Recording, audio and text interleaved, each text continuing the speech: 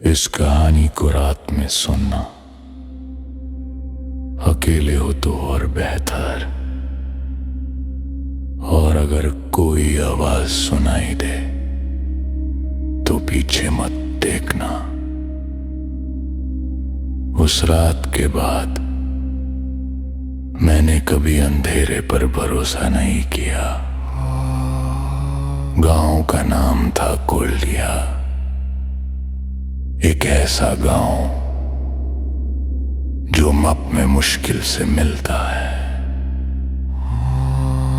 यहां रात जल्दी उतर आती है और लोग जल्दी दरवाजा बंद कर लेते हैं। मुझे इस गांव में सिर्फ एक रात गुजरना था, बस एक रात। शहर से आते वक्त ड्राइवर ने गाड़ी रोक दी। उसने पीछे देखे बिना कहा, यहीं उतर जाओ भैया, इसके आगे मैं नहीं जाऊंगा। मैंने पूछा, गांव तो आगे है ना? उसने सिर्फ इतना कहा, हाँ, पर रात भी आगे है।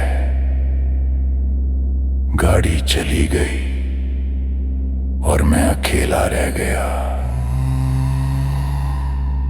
सड़क के दोनों तरफ जंगल था, हवा बिल्कुल बंद थी। इतनी शांति, जैसे दुनिया ने सांस लेना छोड़ दिया हो।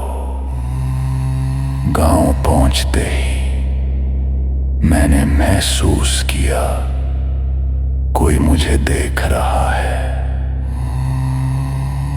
हर घर का दरवाजा बंद था, पर खिड़कियों के पीछे आंखें थी। मैंने एक आदमी को आवाज दी, वो धीरे से पास आया।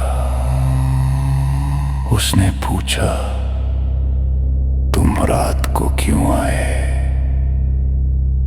मैंने कहा, सुबह चला जाऊंगा। वो हंस नहीं रहा था, वो डरा हुआ था। उसने कहा, सुबह यहां सबको नसीब नहीं होती। मुझे स्कूल के एक पुराने कमरे में सुला दिया गया। बोला गया, दरवाजा बंद रखना और जो भी आवाज आए उसका जवाब मत देना। घड़ी में 11 दिन हो रहे थे। मैं सोया नहीं, बस छत को देखता रहा। 12 बजे से पहले एक आवाज आई, बहुत हल्की, जैसे कोई मेरा नाम लेने की कोशिश कर रहा हो। दीपेश। मेरा जिस्म जम गया। मैंने कभी यहां अपना नाम नहीं बताया था। फिर आवाज आई, दरवाजा खोल दो। मैंने कंबल के अंदर से झांका।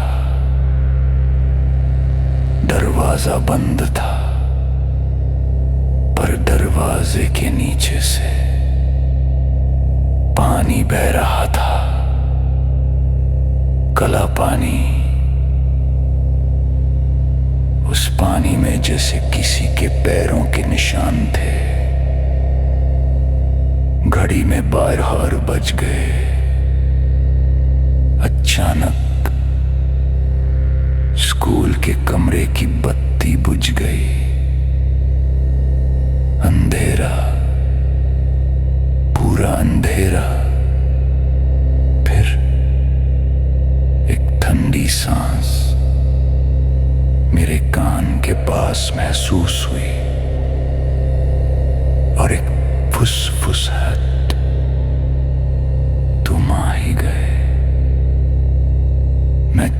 भी नहीं पाया।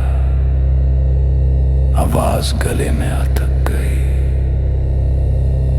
दरवाजा धीरे धीरे खुलने लगा। कोई अंदर आ रहा था। उसकी चाल इंसान जैसी नहीं थी। उसके पैर उल्टा मुड़ रहे थे। उसका सर एक तरफ झुका हुआ था। वो बोला, हर साल कोई ना कोई आता है और हर साल गांव जिंदा रहता है। मुझे याद आया, गांव वाले इतने चुप क्यों थे। वो सब बचा हुआ था। वो मेरे बिल्कुल पास आ गया।